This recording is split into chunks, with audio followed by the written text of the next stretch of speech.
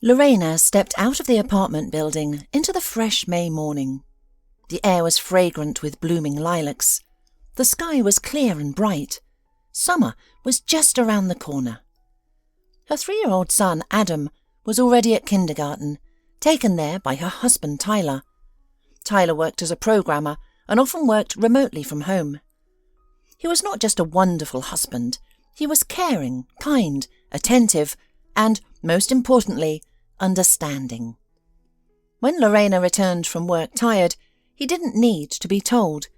He would silently make tea, prepare a cosy nest on the sofa with a blanket and pillow, and take Adam to another room so Lorena could have some quiet time. Lorena's job was stressful but rewarding. She worked as an endocrinologist in a private medical centre. The only downside was that she had to combine her medical duties with paperwork. Usually she could find time during the day to fill out the necessary documents, but not always. But yesterday patients kept coming in a steady stream, so Lorena had to take the report home. The next morning, Lorena had almost reached her car when she remembered that she had left the report at home. Thank goodness she remembered in time. Lorena turned around and hurried back to the apartment building. She bounded up the steps, her heart racing, quickly unlocked the door to her apartment, and went into the kitchen. Suddenly, she heard a muffled conversation coming from their bathroom. Tyler was on the phone with someone, engrossed in the conversation. It must be about work, but his tone was strange, tender, almost cooing. Lorena picked up the report and tiptoed towards the bathroom. She froze outside the door and listened. "Gwen, dear, you know I have work to do, but I'll definitely come see you on the weekend. What do you want me to bring you?" Lorena couldn't believe her ears. Tyler, her caring and attentive husband, was talking to another woman with such tenderness and love. "Yes, darling, I miss you so much. I love you too." There was so much tenderness and love in Tyler's voice that Lorena's heart ached with longing and jealousy. She had always thought they had a perfect family, that their relationship was special, harmonious, reliable and sincere. She had even been surprised that such a thing was possible. And now it turned out it was all an illusion. Tyler was just pretending to be the perfect husband and father, using his flexible schedule as a cover for his affair. How else could she explain this strange phone conversation? Lorena turned around and walked towards the exit. She had heard enough. Her blood was pounding in her temples, her face was hot, but her hands were strangely cold. Somehow she managed to quietly slip out of the apartment. In the comfort of her beloved car, Lorena felt a little better. She turned on the music, started the engine and drove off. But all the way to the medical centre, she couldn't stop thinking about Tyler. Strangely, she wasn't thinking about what to do next. Those thoughts came later. Instead, she found herself remembering the beginning of their relationship. Lorena and Tyler first met at a mutual friend's party. Lorena was a senior medical student at the time, while Tyler had already graduated from university a couple of years earlier and was working as a programmer at a large firm. Lorena noticed him right away. He wasn't trying to be the centre of attention, but made witty remarks at just the right moments. Unlike the other guys, he barely drank and was quite handsome, tall, dark-haired and fit. "He's a hottie, isn't he?" The birthday girl nudged Lorena and winked conspiratorially. "Want me to introduce you?" Lorena panicked and protested. She wanted to get to know the handsome guy better, but not like this, not through a setup. That evening, Lorena was the centre of male attention. The striking figure, bright blue eyes, chestnut shiny hair, cascading in soft waves below the shoulders. Lorena herself knew she was beautiful. At first the compliments and admiring glances from the guys were pleasant, but then they began to be overwhelming and even frightening. One of the admirers was particularly zealous. He constantly hovered around, telling her something, even trying to hug her. The guy had had a lot to drink. Lorena already didn't know how to get rid of him. Salvation came from an unexpected side. Tyler approached Lorena and looked her in the eyes with a smile. He, as it were, asked, "Has he bothered you enough?" The girl silently nodded with a smile, and Tyler held out his hand to her. "I thought you might need help," he said quietly when they found themselves outdoors. The sky was studded with bright stars, and it was quiet and very peaceful around. The silence was almost deafening after the din of the party, and from this, or from Tyler's closeness, the girl felt slightly dizzy. "Thank you. I didn't really know how to get rid of him any more. Anyway, I don't want to go back there," Lorena confessed. "Well, as for me, I ended up there by chance. I don't even know the birthday girl, but I'm overjoyed that I was here today and met such a wonderful girl. I've been watching you all evening." Lorena felt herself blushing. She had often been complimented, and it was always pleasant, but Tyler's words filled the girl with some special warmth. The young people walked around the city, talked and laughed. Lorena felt as if she had known Tyler for 100 years. Relationships developed rapidly. With Tyler, Lorena felt truly calm and happy. She had never met such a deep, sincere and reliable person before. Unlike many guys Lorena knew, Tyler was kind and not ashamed of it. He never tried to appear brutal, macho, or prove something to someone. The guy surprised Lorena with his domesticity from the very first days of their acquaintance. Unlike her, who had lived with her parents, he knew how to cook. In his 3-bedroom apartment, there was always order. While Lorena sometimes did not have time to clean up even in her own room. But the main thing was that Tyler understood Lorena. He subtly felt Lorena's mood, understood when she was tired or angry, and always knew how to cheer up the girl and lift her spirits. Lorena often noticed hidden sadness in the eyes of her beloved. Others did not see this. Tyler skillfully played the role of a carefree guy who had everything good in life, but Lorena knew what the matter was. Yes, Tyler's past turned out to be not easy. He was born to a mother who at that moment did not need a baby at all. Barbara, Tyler's mother, grew up in a well-to-do family.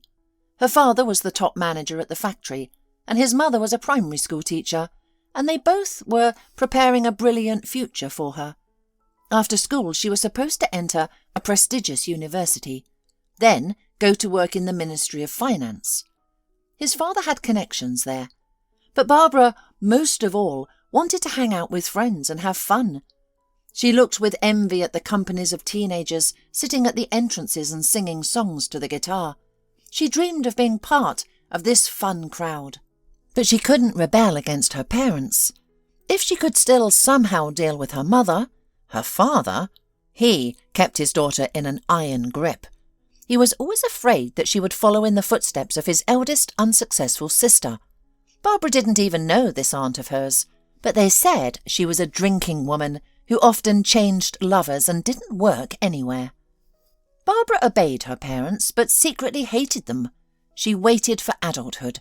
Then she would finally gain her longed-for freedom, and no one would stop her any more. But Barbara gained her freedom earlier. When the girl was 13, her father had a heart attack right at work.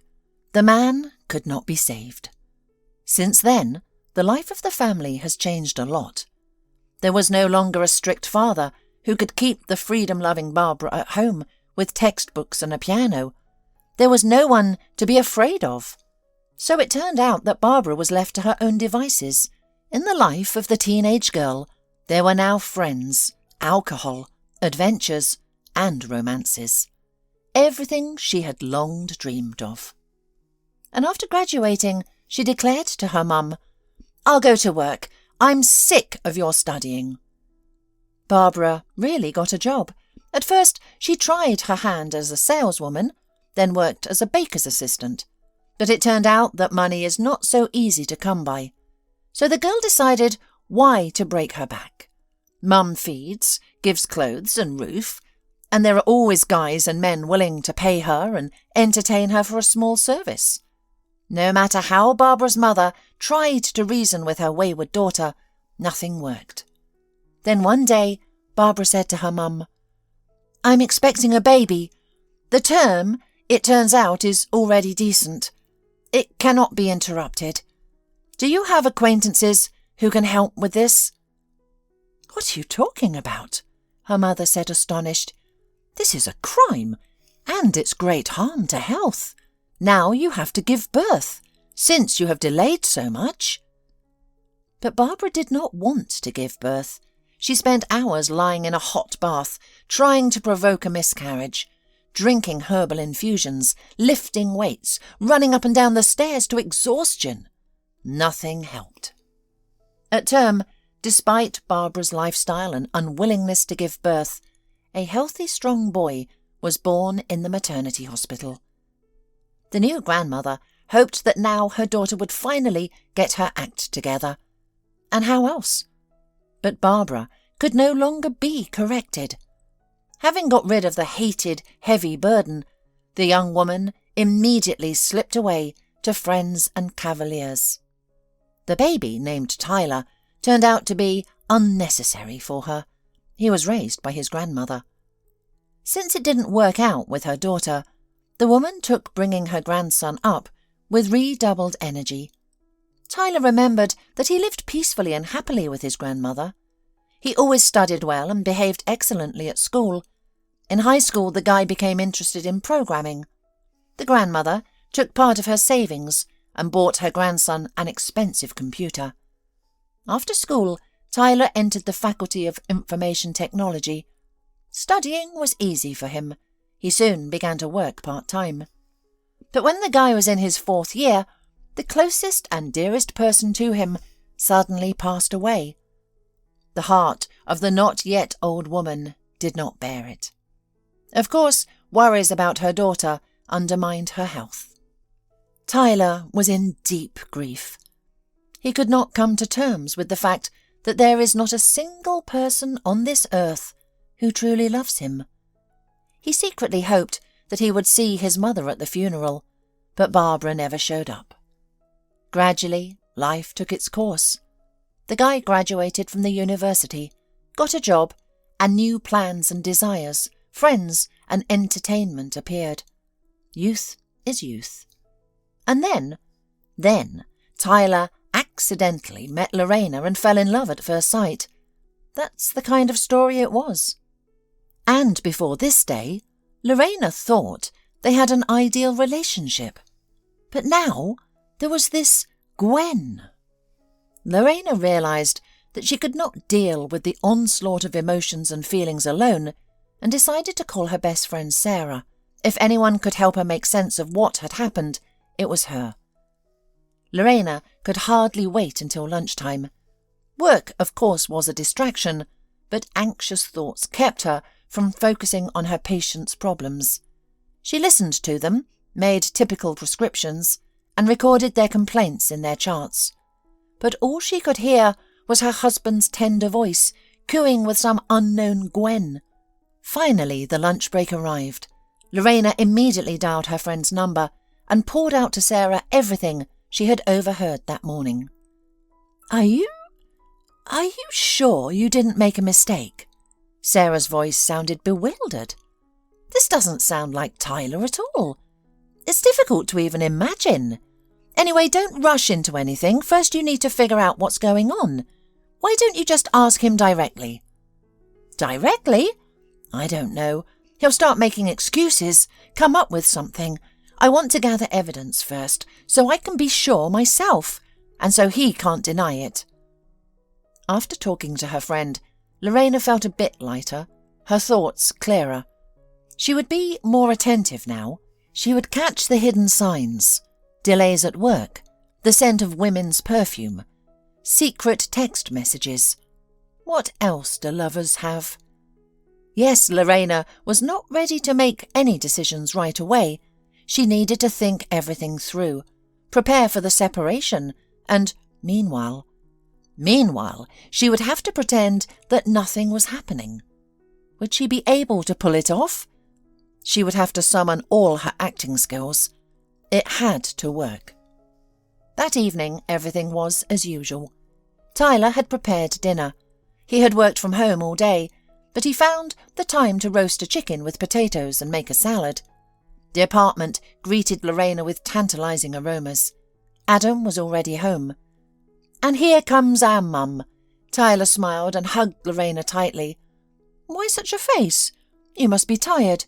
Go take a bath, wash away the negativity, and I'll set the table in the meantime." Lorena forced a smile in response and went to the bathroom. She closed the door behind her and looked in the mirror. She wasn't much of an actress, that was clear. Her face bore an expression of universal grievance. Everything was obvious at once. But Tyler, on the other hand, was quite the actor. The picture of contentment. And those honest eyes. Everything as usual. Incredible. Maybe it really was all just a misunderstanding. She didn't want to believe that Tyler was a scoundrel and a traitor. Lorena took a shower, changed into a housecoat and went to the kitchen. What a delicious dinner! Lorena genuinely praised her husband. "I could never make it like this." "I love cooking for you." Tyler smiled broadly. "Why don't we go to the water park on Saturday?" Adam suddenly suggested. "We haven't been in so long." "We can't do it this weekend." Tyler shook his head, his eyes immediately filling with sadness. "Work, son. I need to work this weekend." "Figures." The boy pouted, looking sullen. Lorena remembered how her husband had promised the mysterious Gwen that he would visit her this weekend. If she hadn't overheard the conversation, she would have suspected nothing. Tyler had an irregular schedule. He was often called into the office on weekends, but now Lorena was sure. Her husband was planning to visit his mistress. That same evening, Lorena talked everything to Sarah. Follow him and see where he goes. I'll look after Adam, don't worry. I will wait near the entrance in the morning until he came out." "Thank you. Great idea. I'll follow him and see everything with my own eyes." In the morning, Tyler pretended to be getting ready for work. He drank his coffee, packed his laptop in his backpack, and put on pants and a shirt. While he was busy, Lorena slipped out of bed and pulled on jeans, a t-shirt and a sweater. She needed to leave the apartment right after her husband to avoid losing his trail. Over all this, she threw on a long housecoat, a disguise. As usual, Tyler kissed his wife goodbye, hugged her tenderly, and said he would miss her. What hypocrisy! He's going to see his mistress and putting on such a farewell scene. Sarah was already near, and as soon as Tyler got in the car, she slipped into the entrance. As Lorena had expected, Tyler drove past his office. Too bad, but she was prepared for this. Tyler turned onto a country road. Lorena hurried after him. Strange, did his mistress live in some village? Fields and plantations flashed by on both sides of the road. Tyler's dark blue SUV moved in the distance, barely visible. There were few cars on the road, so Lorena kept her distance. Tyler turned right and disappeared behind an oak grove. When Lorena's car reached the turn, Tyler's SUV was already entering the open gates. Behind the grove, in the middle of a field, stood a tall, pale green fence. Behind the high fence, the outlines of a grey 3-story building were visible. As the car entered the inner courtyard, the gates slowly closed. The structure looked like an impregnable fortress. This was not what Lorena had expected to see. She parked her car behind the bushes, not daring to approach any closer, and feeling frightened. What had he gotten himself into? Suddenly the mistress' story didn't seem so terrible. Something strange and incomprehensible was happening. Lorena finally made up her mind. She cautiously stepped out of the car and slowly approached the gate. There was a sign above the gates. Medical and Social Institution for Children with Special Needs. What did this mean? Lorena had even more questions now. Feeling confused, she returned to her car and decided to wait for Tyler and ask him directly. Lorena reclined in her seat and gazed up at the bright blue sky. Fluffy white clouds drifted across it. Some insects hummed in the air. It was beautiful here. Only the ugly building surrounded by a tall fence marred the view. 4 hours of waiting passed. Cars occasionally approached the building. Not many. Lorena counted about 5 or 6. They disappeared behind the gates, just like Tyler's SUV, but none of them re-emerged. The sun was already setting when the gates slowly opened again, and Tyler's SUV finally emerged.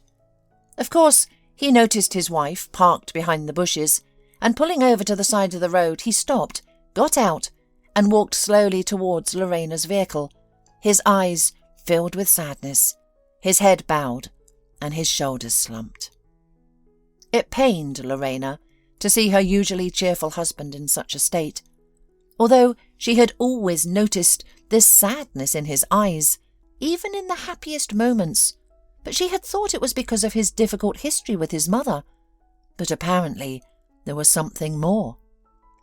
"Hi," Tyler said, embarrassed, as he sat down in the passenger seat. "Honestly, I didn't expect to see you here." "Tyler, please, tell me everything. You don't have to hide anything from me. I want to know what's going on. What is this place? Why did you come here?" "It's a long and complicated story. I'm confused and don't know what to do. I didn't want to burden you with all this. I thought I would protect you from unnecessary worries and problems. I'm not at peace myself, and I didn't want to trouble you." "We are a family," Lorena reminded him, and placed her hand over her husband's. Tyler sighed, but his eyes were no longer so sad, and the burden weighing on him seemed to lift a little. His shoulders straightened, and his voice became more confident. "Well, okay, there's no way out now. You would have to find out anyway. Who could have guessed that you have the spirit of Miss Marple in you?" Talking about Tyler's mother was always painful for his grandmother. Her eyes would dim, and her shoulders would slump. In those moments, she looked so unhappy that Tyler quickly changed the subject. One day, when Tyler was already at a high school, she called him for a serious talk and told him everything about her only daughter, Barbara. "Grandma, and how is Mum now? Is she alive?" "She's alive," the woman quickly replied. "She's alive, don't worry. She's doing well by her standards, living the way she always wanted." Tyler felt relieved. He had never known his mother. He understood that she had left him, rejected him, but the thought that this woman might no longer be alive was somehow frightening. Tyler had never seen her in his conscious years. His grandmother showed him childhood and teenage photos of Barbara, so in Tyler's mind, his mother was a cheerful, pretty girl with unruly russet hair and laughing eyes. "Do you communicate with her?" Tyler asked another question that bothered him greatly. The boy understood that he needed to take everything from this candid conversation. There might not be another opportunity. It was clearly difficult for his grandmother to recall memories of her daughter. "It can't be called communication," the woman answered. "I know where she is. It's a small town where we used to live. My old acquaintances sometimes tell me how Barbara is doing. Everything is relatively normal there. She drinks, of course, but other than that, she's fine." Tears welled up in Tyler's eyes. He suddenly felt truly abandoned and unwanted. "I can't upset Grandma. There's no need to be sentimental now. Think about something else," he thought, and with a tearful smile. "Enough about the sad things. I found out everything I need to know. I have a mother, but she wanted to start a new life. That's all." From that day forward, Tyler often thought about his mother. What does she look like now? What does she do? Who does she live with? And most importantly, does he have any brothers or sisters? Time flew by quickly. Before he knew it, Tyler enrolled in a university studying information technology, but thoughts of his mother never left the young man. He firmly decided that sooner or later he would find her. And then, what he had feared all his conscious childhood happened. His grandmother did not survive another heart attack. The young man took the loss very hard. He withdrew into himself, stopped communicating with friends. During this time, thoughts of his mother haunted him constantly. She was the only family he had left in the world. Tyler felt an overwhelming urge to find her. One day, he made up his mind. In the morning, Tyler went to the train station and bought a ticket to the town where he knew his mother lived. It was time to meet her and get answers to important questions. He couldn't stay in the dark any longer. Whatever happens, happens. The station was deserted. Here it was, the town where his mother lived. A small, sleepy place that looked more like a large village. Tyler knew his mother's address. He had found it in his grandmother's thick notebook. The woman meticulously wrote down important things: birthdays of friends and relatives, phone numbers, dates of doctor's visits. Tyler asked for directions to the station. It turned out to be not far. Great. He would take a walk, stretch his legs a bit and gather his thoughts. He desperately hoped that his mother would welcome him warmly. She would cry, apologize, explain why she hadn't shown up all these years. Maybe she had been ashamed. Tyler, of course, would forgive her. He held no grudge against the woman who had left him and run away. She had been very young and inexperienced. Perhaps she regretted her actions now. And there it was, the house he was looking for. A leaning fence, a cluttered garden overgrown with tall grass, peeling paint on the walls. And what was wrong with the roof? Had it leaked? How could anyone live like this? Tyler cautiously knocked on the gate. Somewhere deep in the garden, a dog barked lazily. And then silence. "Come on in, young man, don't be shy," an old woman from the neighbouring yard called out to him friendly. "Barbara never locks her gate. Are you from social services? Or maybe the press?" "From social services," Tyler replied, glad he didn't have to come up with an explanation himself. Tyler entered the yard of the house where his mother lived. His heart pounded dully in his chest, and his mouth felt dry. Everywhere he looked there were signs of neglect. In the corner, behind a blackened, leaning wooden outhouse, with a door that wouldn't close, there was a makeshift dump. Broken furniture, plastic and glass bottles, some shards, food packaging. Deep in the overgrown garden, he could see a small old house. The door was half open, either broken or the owner was expecting someone. Or maybe she just wasn't used to locking it. Tyler entered the dark room. It smelled of dust, dirt and mould, and there was a strong smell of stale alcohol in the air. It was an unpleasant place. The floor hadn't been cleaned in years, covered in a layer of sand and dust. Bottles were scattered everywhere. The old, dried-out furniture was covered with dirty rags. Tyler couldn't help but remember his grandmother's clean apartment. She cleaned it herself every day and had taught her grandson to do the same. Tyler thought about the conditions he would have grown up in if he had stayed with his mother. And for the first time, a thought flashed through his mind. Maybe it was all for the best. Maybe it was good that the party-loving young woman had left her son with her mother and run away. Tyler walked into the large room that served as the living room. On the sofa, covered with a crumpled and clearly unwashed sheet, a woman was dozing. The young man recognized her immediately. It was Barbara from the photograph, only much older and with the signs of a dissolute life on her face. His mother opened her eyes, probably sensing that someone had come in. She looked at the stranger, but showed no fear. Barbara struggled to her feet and looked at the visitor questioningly, clearly expecting an answer. Tyler had imagined this first meeting many times. But now he just looked at the woman standing before him and couldn't find the words. The young man didn't know that in a brief moment one could experience such a storm of emotions. Pity, disgust, contempt, fear.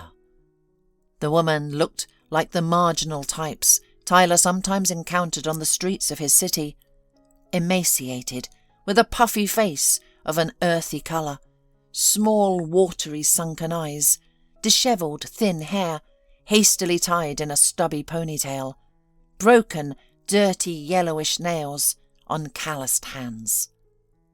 "Who are you?" the homeowner finally asked. Her voice was hoarse and very much like a crow's cawing. Tyler was at a loss. "If you're from the guardianship, get out of here," Barbara declared resolutely. There was a threat in her eyes. "Everything is fine with us." "I'm Tyler," the young man finally managed to say. "Tyler, your son. Don't you recognize me?" "I see." The woman lowered her eyes as if pondering something. Tyler decided that she might be feeling ashamed and patiently waited for her to continue. "So, Tyler, that's what you look like. All grown up. An adult. You came because of the inheritance, right? We need to sign some papers. Part of my mother's apartment is mine, as you know. I was going to come to you myself. I need the money so badly, as you can see." Tyler looked at his mother in amazement. So she knew that her mother was dead, and she did not come to her funeral, did not want to see her son, who was all alone in the world. What kind of person is she? And she still hopes for some inheritance. But the granny had taken care of that in advance. "I'm not here about the inheritance," Tyler declared. "I just wanted to see you. We're not strangers, after all." "What about the inheritance?" Barbara asked eagerly. There was hope in her eyes. Tyler silently shook his head. "Grandma left the apartment to me." "I just knew it," Barbara said with annoyance. "The old witch never loved me. So why did you come here anyway?" "I have some questions for you." Tyler finally regained full control of himself, shedding his illusions. There would be no familial warmth, love, or remorse. His mother was a selfish person, focused only on her own pleasures. "Get out of here with your questions!" Barbara waved her hand dismissively. She was clearly upset by the news that she wouldn't get anything from her mother's inheritance. "I have the right to know," Tyler insisted. "Who is my father?" "I don't know myself," Barbara answered honestly. "I was popular with men back then. I had such admirers. Not like now. One of them must be your father, but I can't even remember his name now." "And why? Why did you abandon me?" "Can't you figure it out yourself?"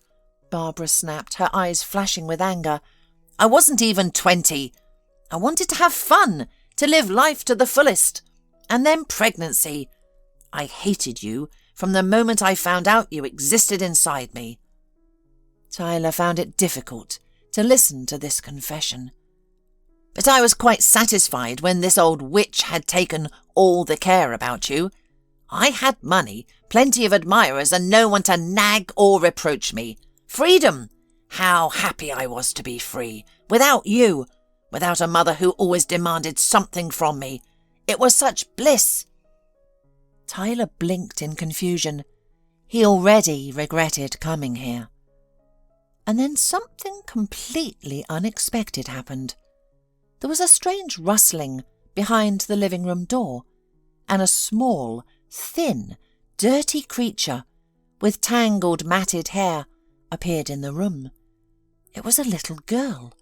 She didn't walk into the living room, but literally crawled in. The child skillfully used her arms to move quickly, and her legs looked too weak and thin compared to the rest of her body. Tyler instantly forgot all the horrible things he had just heard from his mother. What kind of children could live in such filth and neglect? The little girl looked at the guests with curiosity and, it seemed, hope. Tyler rushed to her and lifted the girl from the cold, dirty floor. She trustingly wrapped her thin arms around his neck and suddenly smiled. The young man recognized that smile. It was his smile. "Who is this?" he asked Barbara, although he already knew the answer. "Your sister Gwen," Barbara muttered. "I had the operation after you, so I wouldn't have any more children, but she was born anyway." "What's wrong with her?" Tyler couldn't take his eyes off his little sister. A storm of emotions raged in his chest. His heart was filled with tenderness and pity for this skinny, grimy little girl. "She's disabled, has cerebral palsy, was born that way, and she's mentally challenged," Barbara said. Tyler felt a surge of anger. Poor sister. Not only had she lost her health due to her mother's lifestyle, but she also lived in such inhumane conditions. He had to save her. He couldn't leave his sister in this horrible place. "I'm taking her with me," Tyler declared, looking sternly at his mother. "That's none of your business. Give me the girl," Barbara demanded, approaching him. "Why? She needs care, treatment, activities, and you don't do any of that. She'll perish with you." "Get out of here," Barbara said. "Want to help her? Give me money. I'll buy her medicine, sweets, but she'll live with me." "Why?" Tyler repeated his question. "The benefits for her are good, as for a disabled child." A voice said from the doorway. Tyler turned and saw the neighbour who had advised him to enter the yard. "Get out of here!" Barbara was clearly losing her temper. "My name is Mrs. Scott, and I thought you were really from social services, or the guardianship authority," the woman said to Tyler. "I thought they had finally reacted to our report." "It's none of your business. Get out of here, all of you. I'll call Jack. You'll all be sorry," Barbara threatened. "Don't threaten us with your bully," the neighbour advised, and added, looking at Tyler, "Let's go." "But what about her? How can we leave her?" The young man looked helplessly at his little sister. "It's okay. She's lived here for 9 years. She can wait a little longer. I'll help you. We need to act differently here," the woman said. 9 years? Gwen looked much younger. Tyler sat her down in a chair and knelt in front of her so that their eyes were at the same level. Mrs. Scott and Barbara were arguing, but Tyler wasn't paying attention to their words. "Gwen, listen to me. I'm your big brother, and I'm going to take you away from here. Do you want to live somewhere else?" Tyler asked. "Yes," the little girl smiled and added, "It's bad here. I'm scared." "I'll take you away as soon as possible." Tyler stroked the little girl's tangled hair. His heart ached at the thought of having to leave her with her mother for even a little while longer, but there was no other way. Later, Tyler and the compassionate Mrs. Scott went straight to the city and managed to get a meeting with the head of the guardianship and trusteeship department. "If you don't act now, we'll go to the TV stations," Mrs. Scott threatened. "It's such a joy. The girl's brother has been found. Such a good, positive young man. He'll raise Gwen, and they'll ruin her there." "We'll look into it," promised the woman in stylish glasses, making notes in her thick planner. Mrs. Scott's calculation turned out to be only half correct. Gwen was, of course, taken away from her mother. Barbara was stripped of her parental rights. But Tyler could not obtain guardianship over his sister. He was too young, his official income was insufficient, and he was single and alone. The commission considered that the young man would not be able to cope with raising a child, especially a disabled one who required intensive treatment and rehabilitation. Thus, Gwen ended up in a house for children with special care, though conditions there were excellent. The place had spacious bedrooms, playrooms, good food, mountains of toys and books, developmental activities, medical care, and a friendly staff. Gwen blossomed. She always greeted her brother with a joyful smile, hugged him tightly, and shared her news. But the man still felt guilty for not being able to keep his promise. He hadn't taken his sister home. He was doing everything he could to make that moment come sooner. He found official work, even though it was hard for a student. He set up a separate bedroom for Gwen in his apartment, but no one was rushing to give a disabled girl to a single young man. The diagnosis of mental retardation was not confirmed in the orphanage. It turned out that it was all due to educational neglect. Gwen, due to her illness, did not communicate with her peers. Her mother did not engage with her, did not take her daughter to kindergarten, let alone clubs. But in the orphanage, Gwen quickly caught up. However, her cerebral palsy, of course, did not go away. Rehabilitation specialists managed to improve the situation slightly, but there was no talk of removing the disability. Tyler searched for the best specialists for his sister, even bought an expensive exercise machine for the orphanage, which was necessary for his sister's exercises. He spent every weekend at the orphanage. The brother and sister got to know each other better and grew closer. Now Tyler was grateful to his mother for giving birth to Gwen. He had a wonderful little sister. The girl did not feel abandoned. Her brother was always by her side. She liked the orphanage, and yet Tyler still dreamed of taking Gwen out of the institution as soon as possible. But to achieve this, he needed to get married. The young man even considered a fake marriage. He looked for a suitable woman to formalize the relationship, take Gwen, and then get divorced. The wise Mrs. Scott dissuaded him from this risky step. "You are young and naive. They will wrap you around their finger and take your property when you divorce. People can be like that. Wait, don't rush. Gwen is doing well there. Doctors are taking care of her, and she's getting better. And you don't have the time or experience. You'll meet a good girl, fall in love, get married, and then take the girl." "And what if my wife doesn't like the fact that I have a sister who needs care? What then?" Tyler asked. "That will be a test of humanity." Then Tyler met Lorena and fell in love at first sight. He had never experienced anything like it before. When the young man found out that his feelings were mutual, he was overjoyed. Tyler cherished their budding relationship and was very tender with Lorena, so he did not dare to tell her about his sister. He was afraid that it would scare the girl away. Then there was the wedding, and Adam was born. Tyler felt joy and pride in having a family, but he had to lead a double life. He did not dare to tell Lorena about his sister.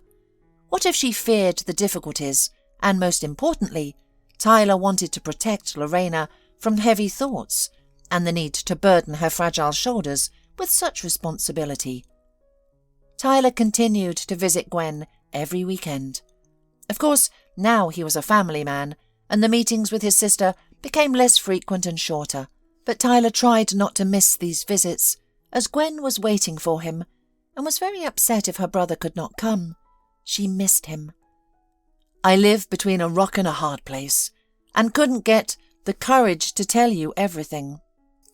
And now you found out all this yourself," Tyler concluded, looking at his wife. "You are so kind. Good, but completely silly," Lorena sighed. She gently patted Tyler on the cheek. "I'm in shock from everything I've heard, but how could you think that I would be scared?" I really want to meet your sister. Her place is in our family, and only there. She must be a wonderful child. She is sick, you understand? She is not just a child. Gwen is a disabled child. And I am a doctor, remember? I fully understand the difficulties and prospects. Let's meet her, right now. Lorena, I am so lucky with you. I am the lucky one with you, Lorena smiled. She truly believed that. Tyler was smart, kind, gentle, and caring. The woman valued these qualities in her husband, and the story with his sister convinced Lorena once again that she had not made a mistake with her husband. What is her size? Lorena asked suddenly. Clothing size. My dad's birthday is coming up soon. We will all go together, the 4 of us. Gwen should look like a real princess. Tyler smiled and hugged Lorena. His wife was right. He was indeed silly. How light and warm his heart felt now. And it could have been like this a long time ago.